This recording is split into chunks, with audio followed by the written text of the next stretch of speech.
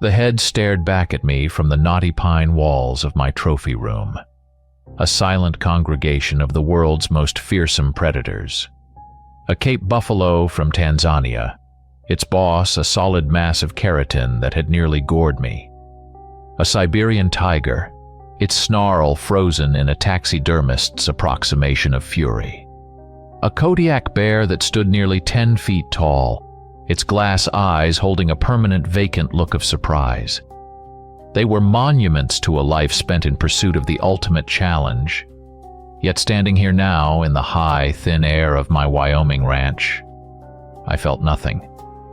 The thrill had long since leached out, leaving behind a residue of hollow accomplishment. The dust motes dancing in the afternoon sun seemed to have more life in them than these glassy-eyed ghosts. My fingers, calloused and sure, worked the bolt of my custom-built .338 Lapua Magnum. The action was as smooth as oiled glass, a familiar and comforting weight in my hands. I could field strip this rifle blindfolded in a blizzard, and once on a bet I had. But the mechanical perfection no longer sparked joy. It was rote. The cold steel felt just like that. Cold. The passion that had once driven me to the ends of the earth had calcified into a sterile routine, the hunter's instinct replaced by the muscle memory of an assembly line worker. I was a machine built for a purpose that no longer felt purposeful. On the massive oak desk that dominated the center of the room, beside a stack of unanswered invitations to speak at hunting conventions, lay a single envelope. It was thick, creamy yellow cardstock, bearing no stamps, no return address. A courier, a grim-faced man who looked like he'd wrestled his own share of demons, had delivered it an hour ago. The wax seal was what held my attention. It was a deep crimson, impressed with the image of a wolf's head, its jaws agape, pierced clean through by a broad-bladed spear. As I broke the seal, a scent wafted up, not of paper or ink, but something ancient and primal. Damp earth after a hard rain, the sharp, clean scent of pine needles crushed underfoot, and something else, something coppery and unsettling. The letter inside was as stark as the seal. No salutation, no pleasantries. Just a string of coordinates pinpointing a location deep within the Romanian Carpathians, and a single hand-scrawled sentence that coiled in my gut like a cold snake. A beast you cannot kill with the first shot. I hesitated, the paper trembling slightly in my hand. My last safari in Botswana had been a glorified walking tour. The lions were practically posing for the cameras, the challenge utterly manufactured. I'd come home feeling more like a tourist than a hunter. But this felt different. The scent from the paper, the stark promise in that single line. It was a hook baited with exactly the kind of poison my soul craved. A forgotten feeling flickered to life in the deadened chambers of my heart. The high, thrilling hum of true hunter's lust, inextricably tangled with a darker premonition, a whisper that this was a door I might not be able to close once opened. The flight to Bucharest was a blur of mediocre food and recycled air. I traveled light, save for the massive reinforced Pelican case that held my rifle and a carefully selected arsenal. As per the letter's unwritten implication, I hired no guides, contacted no local fixers. I would rely solely on the coordinates and my own considerable experience. The journey by train into the country's interior was a descent into another time. The clean, modern lines of the capital gave way to crumbling villages, and then, finally, to forests. These were not the managed woods of America. They were dense, black, and impenetrable, swallowing the light. A heavy ceiling of lead-gray clouds pressed down, hiding the mountain peaks and suffocating the sky. I disembarked at a lonely whistle-stop station that seemed to exist for no other reason than to serve the forest. A man was waiting as I knew he would be. He was silent, his face a roadmap of hard living, and he gestured me toward an old battle-scarred UAZ 469, a relic of the Soviet era. The road quickly devolved from cracked asphalt to a muddy, rutted track that clawed its way upward into the mountains, into an isolated valley that didn't appear on any of my satellite maps. The air grew colder, the trees thicker. Finally, with a weary sigh of grinding gears, the engine died. We had arrived. I stepped out into a silence so profound it felt like a physical pressure against my eardrums. The forest was utterly still, not a bird call, not the rustle of a squirrel. It was the expectant hush of a predator before the strike. Through the swirling mist, the outlines of a village emerged. The houses were built of rough-hewn stone and dark timber, their roofs sagging under the weight of centuries. It was a scene from a forgotten history book, except for one jarring detail. Affixed to the peaks of many roofs, alongside weathered clay tiles, were strange metallic spires, about 3 feet tall, etched with geometric patterns and runes that seemed to shimmer faintly in the gloom. They looked like lightning rods designed to attract a very different kind of storm. Stepping onto the village's main thoroughfare was like walking onto a film set for a medieval epic, only the smells were too real. The ground was a slurry of mud and straw, and the narrow street was hemmed in by stone houses that leaned against each other for support. The villagers were dressed in homespun wool and thick leather, their faces weathered and grim, but the illusion of antiquity was shattered by the hardware. Slung over the shoulder of nearly every man was a modern weapon. I saw a Heckler & Koch G36, a customized Remington 700 with a carbon fiber stock, even a sleek Blazer R8. They carried them not with the awkwardness of conscripts, but with the casual familiarity of men for whom a rifle is a third arm. The dissonance was jarring. The air carried the scent of wood smoke, manure, and damp earth, but beneath it was the unmistakable, sharp odor of gun oil and Hoppa's number. 9 solvent. It was a place out of sync with the world, a forgotten corner of the 15th century that had selectively embraced 21st century technology for a single terrifying purpose: to kill something very, very effectively.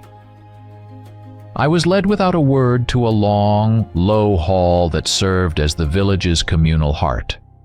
A fire roared in a massive stone hearth at one end, casting dancing shadows on the timbered walls. Others were already here, my kind of people. I recognized Corbin Locke immediately, a poacher of international renown with a swagger that always seemed to precede him into a room. He was leaning against a post, cleaning his fingernails with a skinning knife, a smirk plastered on his face. Across the room, a pair of South African mercenaries I knew only by reputation sat silently, their eyes constantly scanning the room, their movements economical and predatory. This was not a gathering of sportsmen. It was a muster of killers. Then I saw him, sitting alone at a heavy wooden table, a figure as solid and immovable as the granite mountains outside. General Ambrose Kincaid, United States Air Force. He wore a Filson jacket and rugged trousers, but the civilian clothes were a poor disguise.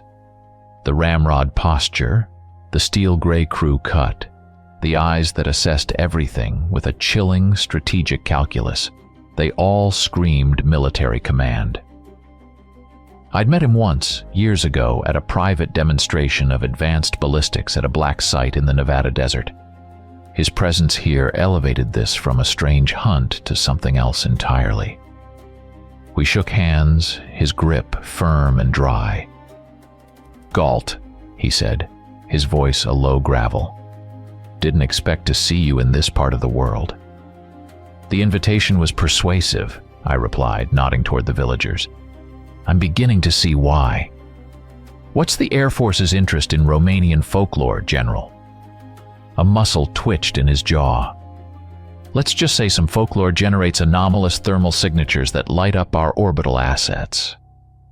My interest is professional confirmation of a persistent rumor."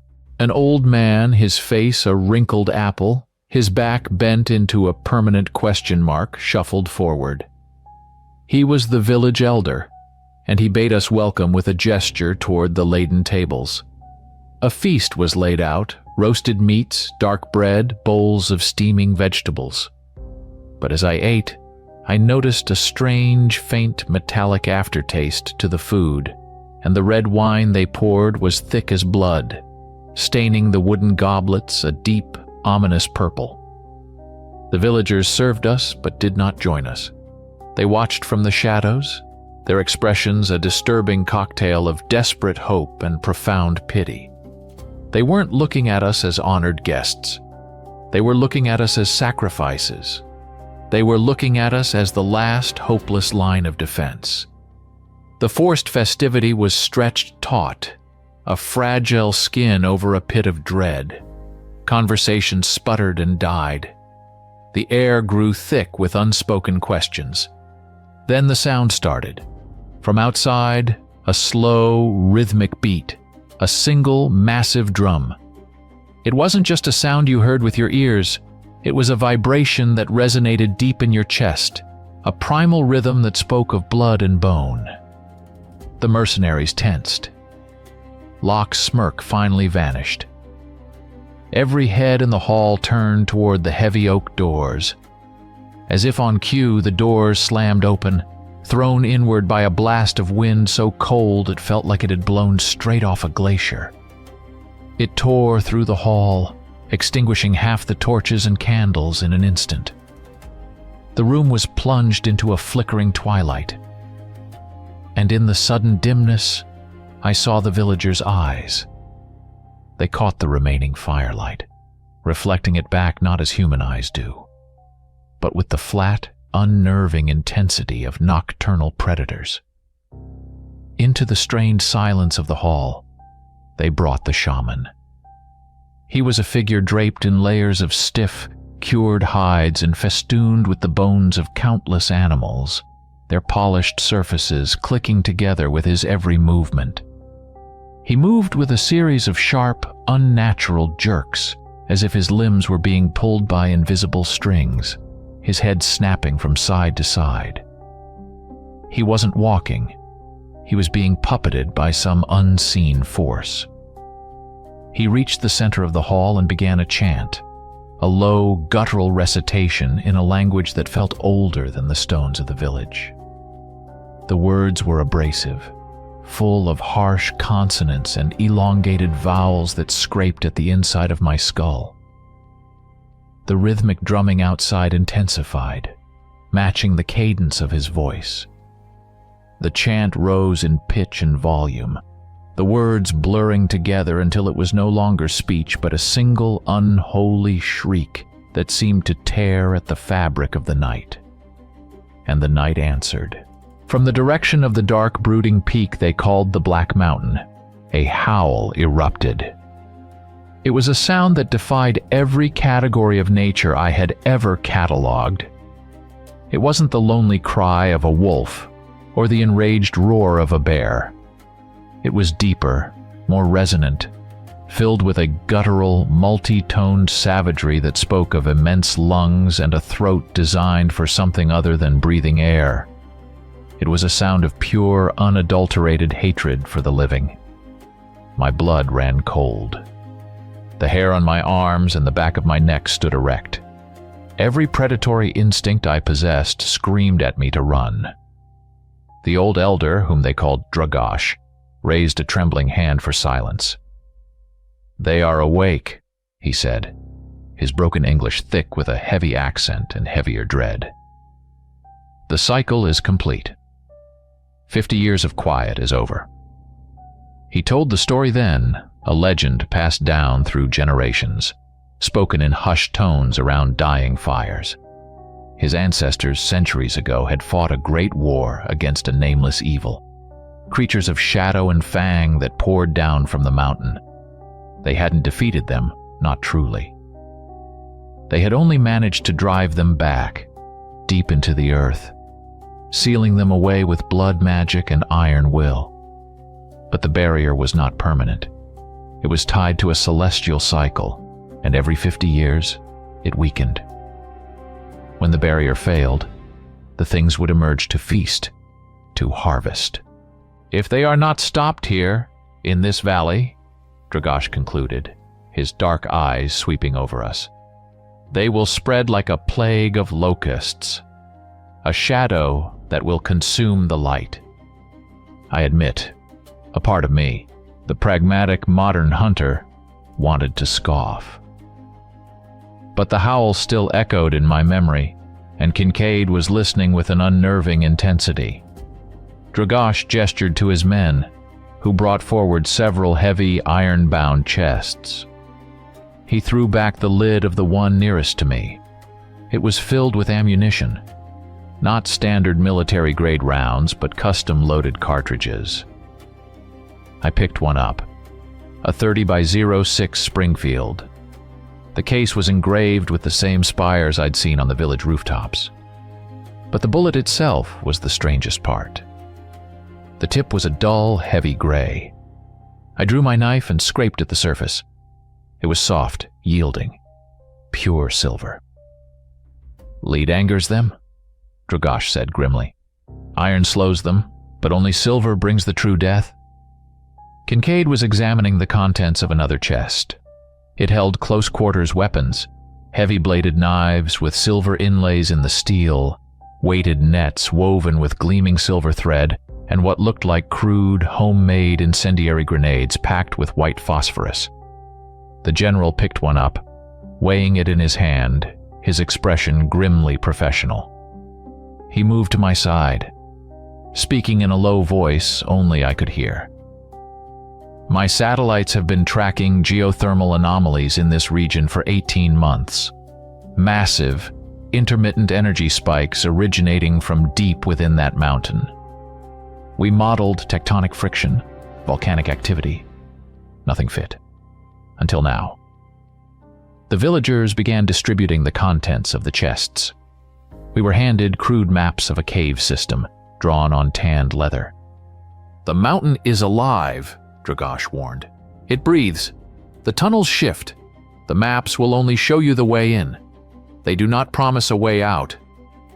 The rest of the night was spent in solemn preparation. The festive charade was over, replaced by the grim reality of arming for war. I sat by the fire, methodically unloading the precision rounds from my magazines and replacing them one by one with the heavy silver-tipped cartridges. Each one felt impossibly heavy, weighted with the burden of this insane reality. The hunter's thrill I'd sought was gone, replaced by the cold, clear adrenaline of a soldier on the eve of a battle he does not expect to survive. As the first hint of gray dawn stained the eastern sky, we stood assembled at the base of the Black Mountain. The mists of the valley floor parted for a moment, and we saw it. A jagged, dark fissure in the rock face, a wound in the stone that looked less like a cave mouth and more like a gaping maw patiently waiting to swallow us whole. The ascent was brutal. There was no gentle trail, only a steep, treacherous slope of loose shale and jagged rock. The air grew thin and carried a sharp chemical tang, like burnt matches. It was sulfur. Underfoot, the ground crunched with a disturbing texture. I looked down. It wasn't gravel. The ground was littered with a fine gray-white grit, interspersed with larger fragments. Bone. Centuries of it, pulverized into dust by the mountain's slow, grinding life. The forest here was a diseased mockery of nature. The trees were twisted into agonized shapes, their bark blackened and blistered as if by a constant low-grade fire. There were no leaves, no signs of life, just a skeletal canopy clawing at the oppressive gray sky. The very soil seemed poisoned, radiated by the malevolence sleeping beneath it. Corbin Locke, who had insisted on taking point, had lost his characteristic swagger. It was replaced by a twitchy, nervous energy. He moved in a crouch, his rifle held at the ready, his head constantly swiveling, his eyes darting into the dead, silent woods. He felt it too. We all did. The suffocating sensation of being watched by 1,000 unseen eyes. Kincaid paused, pulling a small, ruggedized device from his pack. "Satellite link is getting spotty," he muttered, tapping at the screen. "I'm dropping a repeater beacon here. This is our rally point. Our only rally point." He planted a small antennaed device into a crevice in the rock. The gesture felt both reassuringly professional and terrifyingly final. It was one of the mercenaries who found the first clear sign. He pointed with the barrel of his rifle. Scored deep into a slab of granite were 3 parallel grooves, each one wider than my hand. Claw marks. The sheer force required to gouge solid rock like that was staggering. The creature that made them had to be colossal. The first attack came with no warning. A flicker of movement on the periphery, a shadow detaching itself from the greater shadows of a rock outcropping. It moved with a fluid, impossible speed, a blur of darkness against the gray stone. One of the South Africans, a man named Peter, was there one moment and gone the next. There was no scream, no cry for help. Just the clatter of his rifle falling onto the rocks and a faint, wet sound that was swallowed by the silence. He was simply erased. I snapped my rifle to my shoulder, the scope finding only empty space where he had been. My instincts screamed, and I swung the barrel high and to the left, catching a glimpse of a lithe, dark shape scrambling up a sheer rock face with the agility of a lizard. I fired on pure reflex. The .338 round, a silver-tipped messenger of death, screamed across the gap. It didn't find flesh. It struck the rock just behind the creature, showering the spot with a spray of incandescent orange sparks.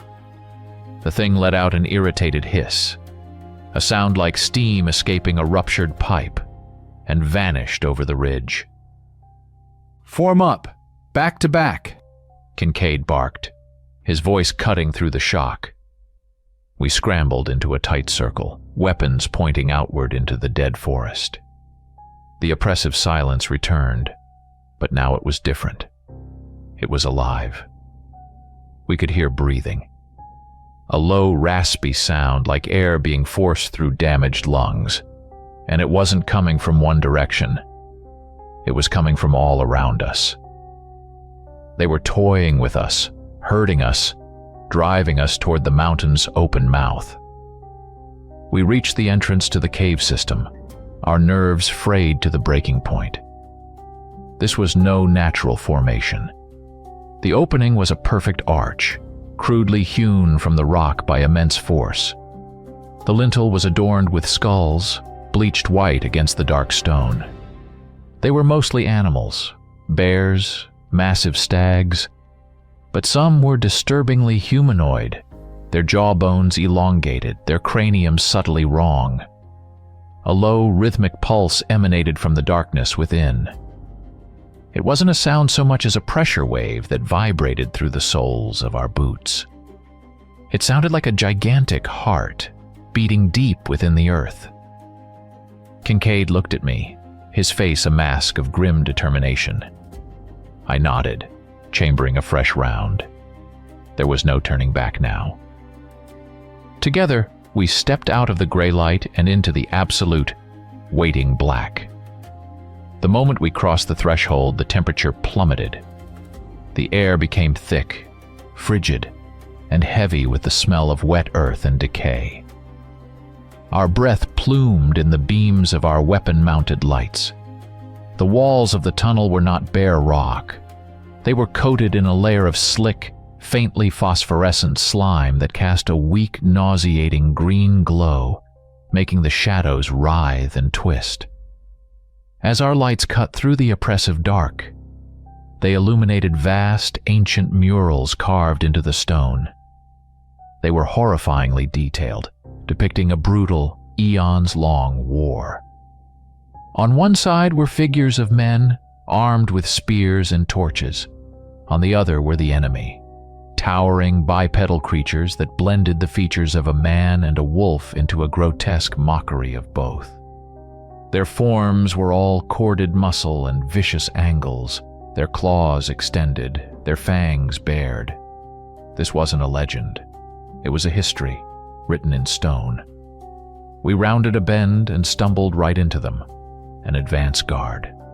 4 of them, standing perfectly still in the center of the passage as if waiting for us. They stood on 2 legs, their posture hunched, their height easily clearing 7 feet. The light caught on matted, dark fur, on muscles that bunched and shifted like sacks of snakes beneath their hides. Their heads swiveled in unison, and 4 pairs of intelligent, hate-filled yellow eyes fixed on us. Their jaws, long and powerful, looked capable of snapping a rifle barrel in 2.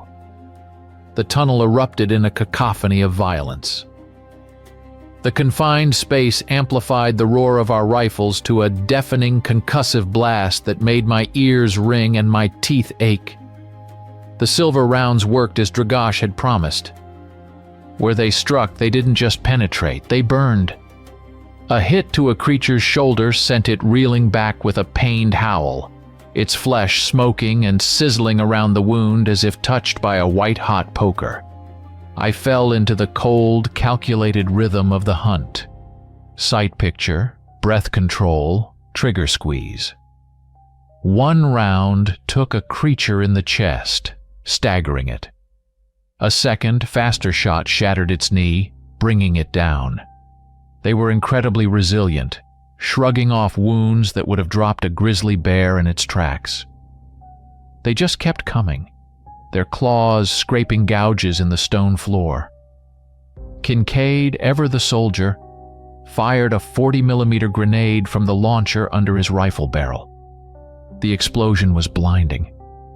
It lit the entire cavern for a split second, and in that flash of brutal illumination, our blood froze. We weren't fighting 4 creatures. We were fighting the vanguard. Behind them, the tunnel widened, and the walls were crawling with them. Dozens. No, hundreds. They clung to the stone like monstrous insects, pouring out of every crack and fissure in the rock. The sight of that seething, silent mass of bodies was more terrifying than any battle cry. Corbin Locke finally broke. I saw the raw panic seize him. His eyes went wide, and with a choked sob, he turned to run back the way we came. "To hell with this, I'm out!" he screamed. His terror was his undoing and ours. The grenade's concussion had weakened the ancient rock above. As Locke scrambled back, a section of the ceiling, tons of stone and earth, groaned and collapsed, sealing the tunnel behind us with a deafening roar and a cloud of choking dust. Our only escape route was gone. We had one direction to go: forward, deeper into the hive. We lost the other mercenary in the chaos that followed, dragged screaming into a side tunnel by a flurry of claws. We didn't even have time to register his death before we were forced back again, deeper into the mountain's guts.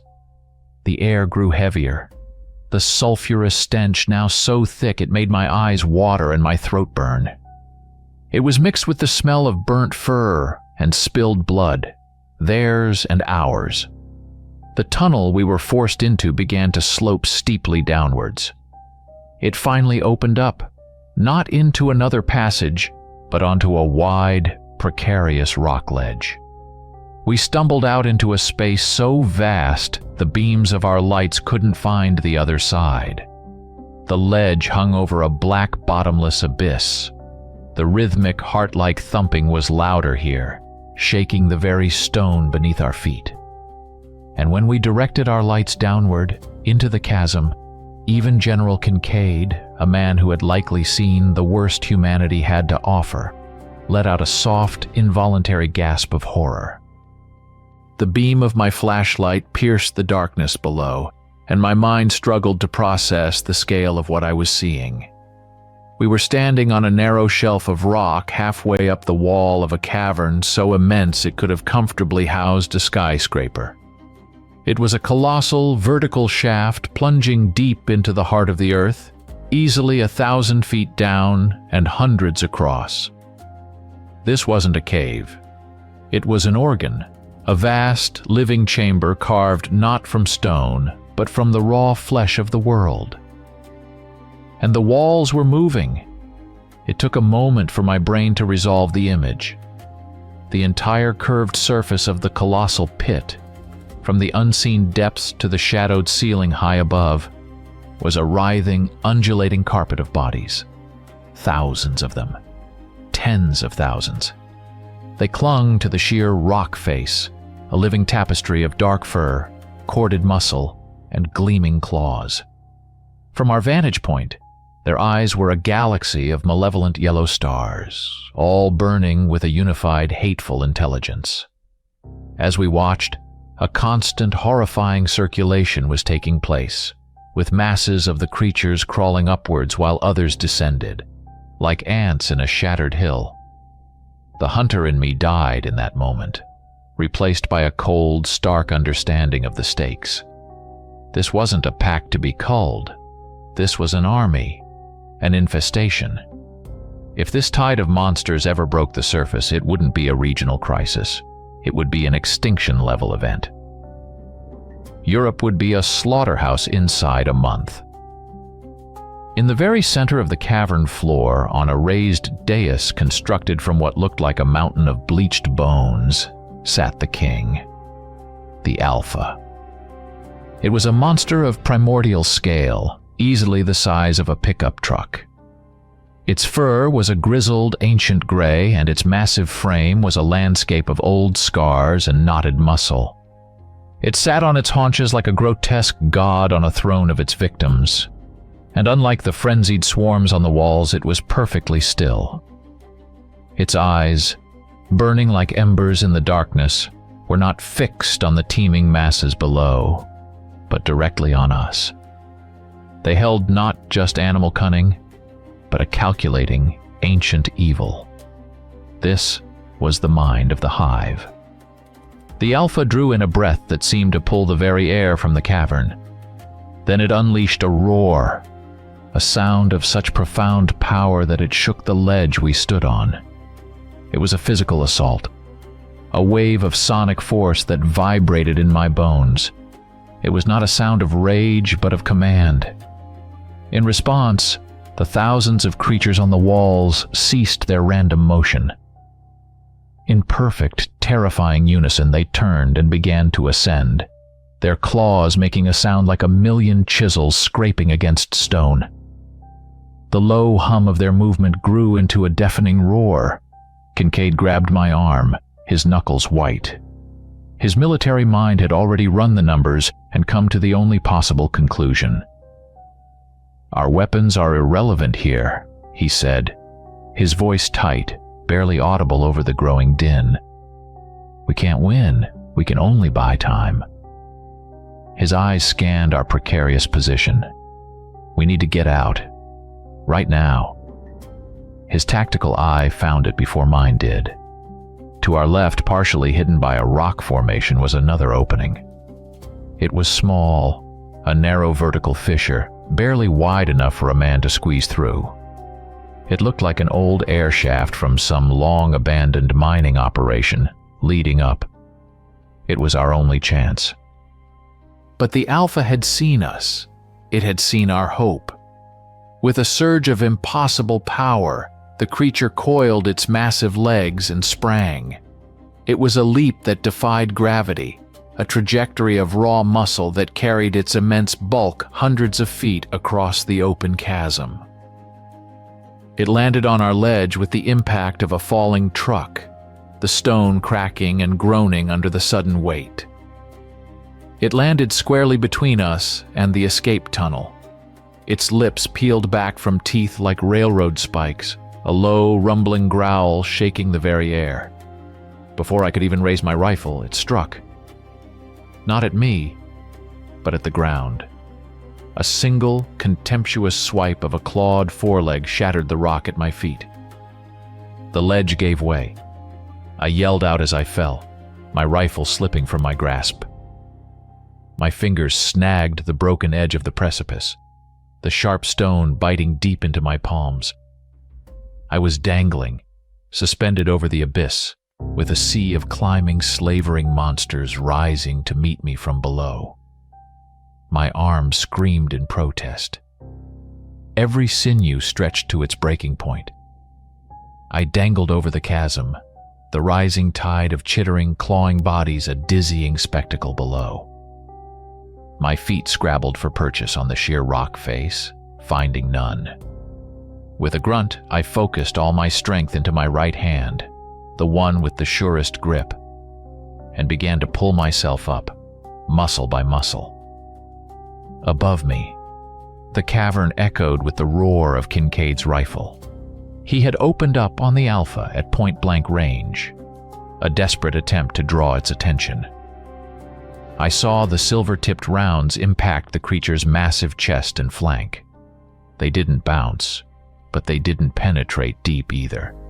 They tore through the thick hide and muscle, leaving smoking, sizzling wounds, but the beast seemed to register them as little more than insect bites. It roared in annoyance, not pain, and swatted at the general with a clawed hand the size of a manhole cover. Kincaid threw himself back, barely avoiding being smeared across the rock wall. It was Corbin Locke, consumed by pure animal terror, who made the next move. With a high-pitched scream of, "Die, you bastard!" he unclipped a bundle of dynamite from his belt, something he must have brought for clearing game trails or worse, and tossed it underhand.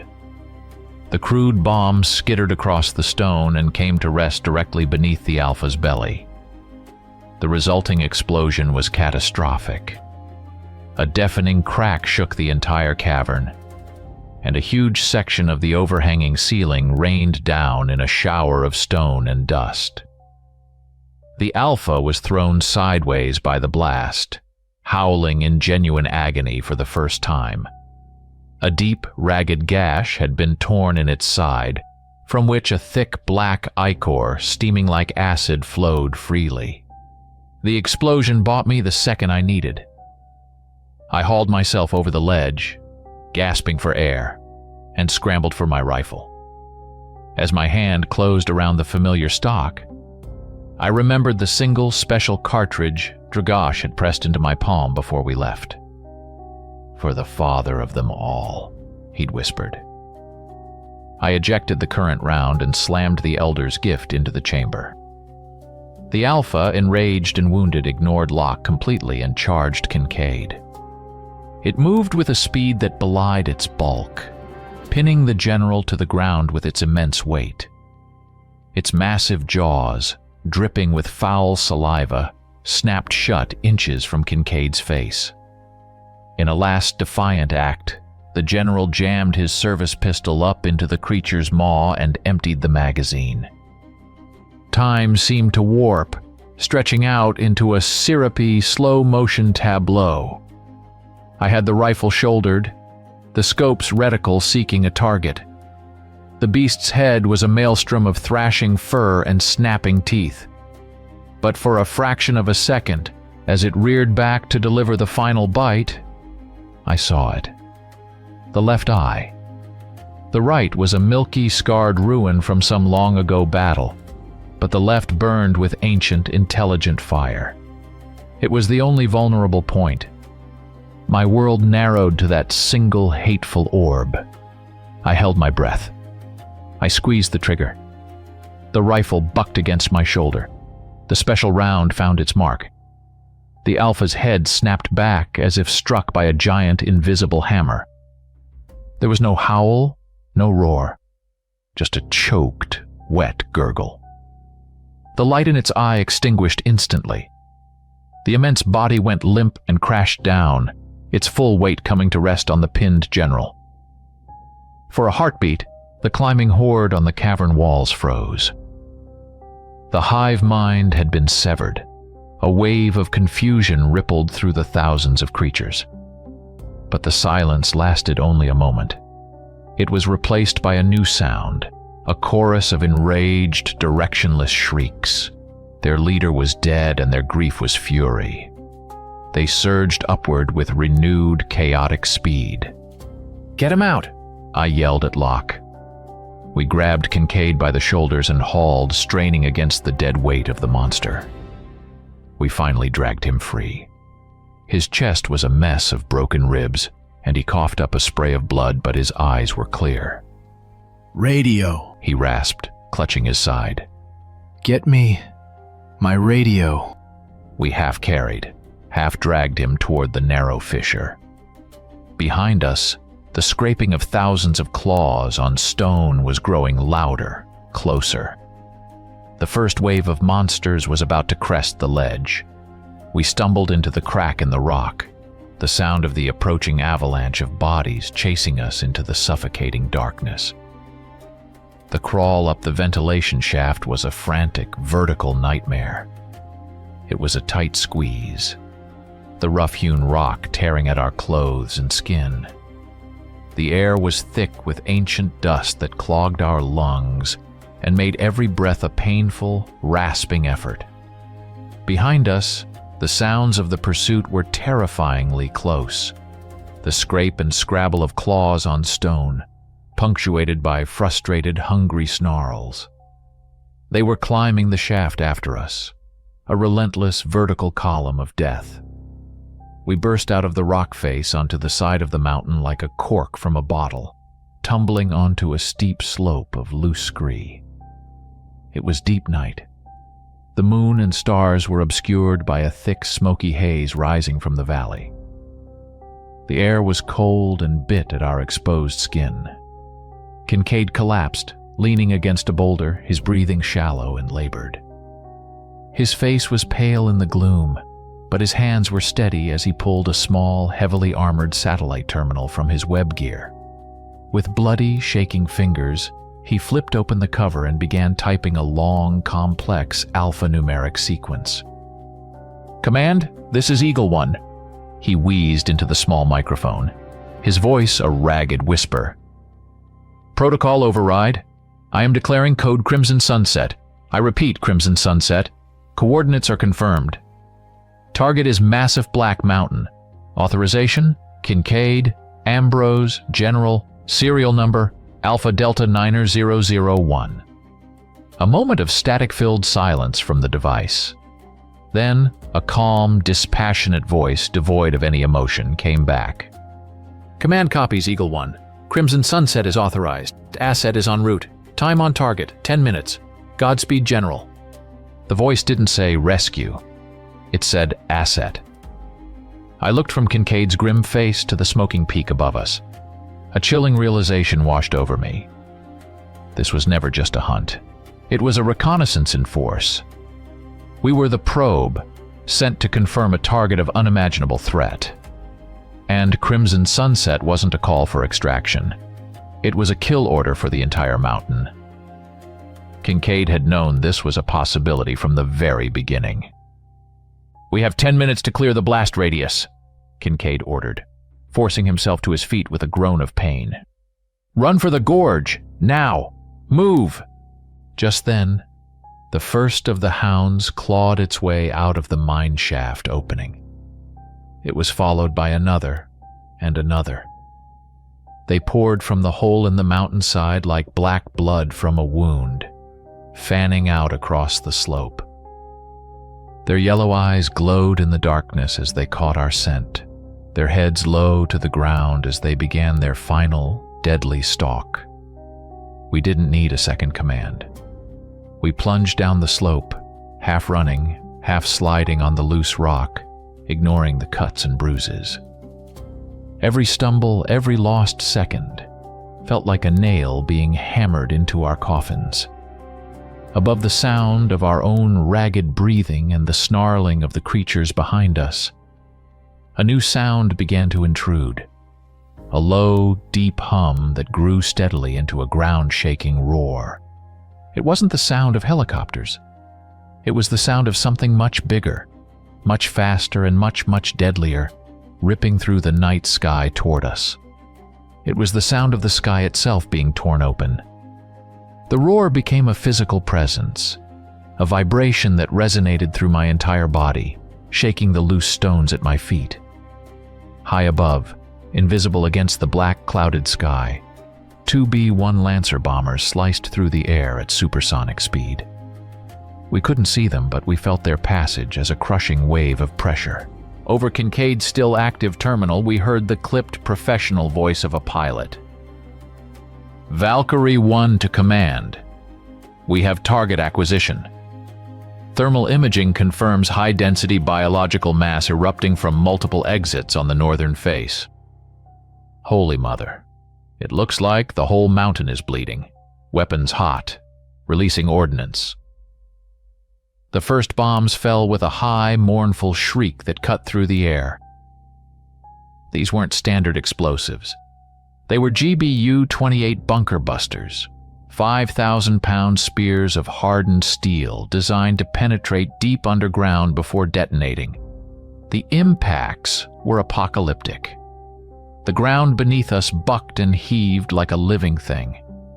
A series of deep, subterranean thuds echoed up from the mountain's core, followed by massive explosions that ripped through the surface, venting fire and rock into the sky. It was as if a vengeful god was plunging a molten fist into the earth. The entire northern face of the mountain seemed to fold in on itself, collapsing into the vast hollow chambers beneath. The hive was being crushed, buried under millions of tons of its own rock. The howls of the creatures on the surface were instantly silenced, replaced by the grinding roar of the avalanche. The second wave followed moments later. The Lancers made another pass, this time releasing canisters that tumbled end over end. Napalm. The entire mountainside erupted into a roiling sea of liquid fire. The incandescent orange gel clung to every surface, flowing into crevices and flash-boiling the moisture from the rock. The remaining trees vaporized in an instant. Any creature that had somehow survived the collapse was now consumed by an inferno that burned hot enough to melt steel. The shrieks of the dying were swallowed by the roaring furnace. As if that wasn't enough, the distant scream of jet fighters joined the symphony of destruction. Romanian MiGs, likely scrambled as part of Kincaid's protocol, streaked across the valley, their cannons firing tracers that stitched fiery lines into the forests surrounding the base of the mountain, hunting down any stragglers that might have broken free of the primary kill zone. We lay in a shallow ravine at the foot of the slope, a scant mile from the epicenter, the intense heat of the firestorm washing over us in waves. I watched, awestruck and horrified, as an ancient geological feature and the unholy life it harbored were systematically erased from existence. The bombardment continued with relentless, overwhelming force until the first light of dawn began to creep over the distant peaks. When the last jet engine faded into the distance, an unnatural silence fell. The only sounds were the crackle of superheated rock and the distant hiss of burning forests. Where the majestic, brooding Black Mountain had stood just hours before, there was now only a smoldering, blackened crater belching a thick column of smoke into the morning sky. It was a wound on the face of the earth, cauterized by fire and steel. By mid-morning, the valley was crawling with soldiers. NATO helicopters chopped through the smoky air, deploying troops in full MOPP gear around the base of the ruined mountain. A hard perimeter was established, and teams with flamethrowers began a slow, methodical sweep of the area, incinerating anything that even remotely twitched. This wasn't a rescue operation, it was a sanitization. Kincaid, his torso tightly wrapped by a field medic, was already in command. He stood over a holographic map table inside a mobile command center that had been airlifted in, his voice sharp and authoritative as he designated the entire region a Level 4 biohazard exclusion zone. The official story would be a subterranean volcanic event, a tragic natural disaster.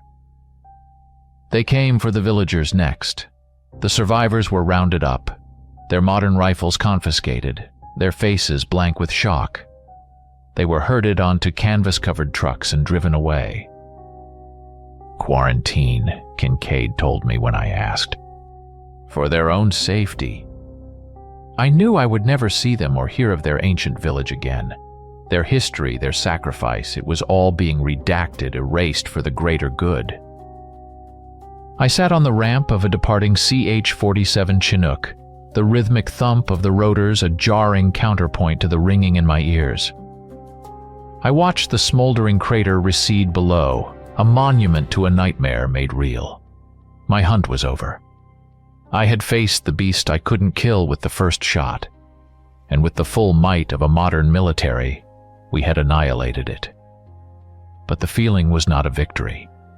It was of profound, chilling violation. Kincaid limped over, his arm in a sling, and sat down beside me. The noise of the engines forced him to lean in close. "We stoppered the bottle, Thaddeus," he said, his voice grim, "but some of the shards got out." He held up a tablet. It displayed a thermal imaging overlay of the mountain from the moments just before the first bombs hit. He pointed to a series of faint heat signatures, thin lines branching out from the main hive deep underground, extending for miles beyond the blast radius. Ancient escape tunnels, too small and deep for the bunker busters to collapse, he explained. Heat-sensing drones tracked a handful of signatures moving fast, deep in the forests, well clear of the strike zone. Not many, maybe a dozen, maybe more. They had survived. The smartest, fastest, most cautious of the pack had sensed the coming storm and fled. They were scattered now, ghosts in the vast ancient forests of Eastern Europe. A dozen breeding pairs was all it would take. Kincaid looked me square in the eye. "The official report will state the threat is neutralized. Unofficially, a new deeply classified task force is being formed. A global rapid response unit. We need a director of field operations. Someone who knows how to hunt things that shouldn't exist." He didn't need to say more. The boredom I'd felt in my trophy room seemed like a memory from another man's life. The hunter's fire was rekindled inside me. But it was a different kind of fire now. Not the hot flame of sport and glory, but the cold, steady burn of grim purpose. The helicopter banked, turning west. I pulled the bolt back on my .338, ejecting the spent casing from the shot that killed the Alpha. I slid a fresh magazine of silver-tipped rounds into place, the click of it seating home feeling solid and final. The hunt wasn't over. It had just begun. As the chopper cleared the last ridge, the camera of my mind pulled back, looking down on the endless expanse of dark green forest stretching for hundreds of miles. Deep within the shadows of the ancient woods, far from the smoking ruin of their home, a pair of luminous yellow eyes blinked open in the gloom. A low, patient growl rumbled in a chest built for slaughter, a promise that the hounds of the abyss were not gone. They were just waiting.